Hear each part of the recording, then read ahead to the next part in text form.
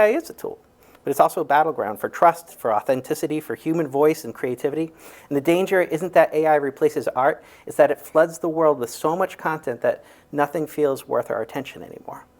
And we already live in an era where everything is content, where an algorithm decides what you see, what you should listen to, what you should care about. And if that's the world we're moving towards, where AI can create infinite content tailored to individual preferences, optimized for maximum scrolling and minimum depth, then what happens to the things that actually matter?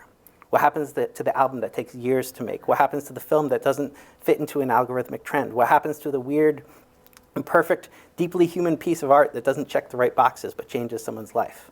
That's what's at stake. It's not whether AI can generate music, it's about whether we'll be able to hear the signal through the noise. So let's imagine this scenario. Let's say AI automates everything. Would this be the end of human creativity? No. Because no matter what AI takes off our plate, we'll always find something new to reach for. When the drum machines arrived, did musicians stop making music? No.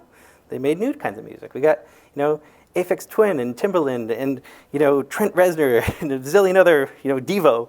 When cameras were invented, did painters stop painting? No.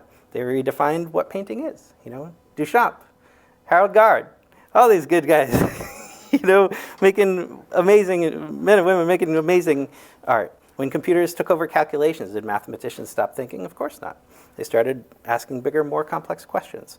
This is what we do. We create, we invent, we push against the edges of what's possible. And also, people still make analog music. People still paint on canvases, and people still probably do a little bit of math on paper.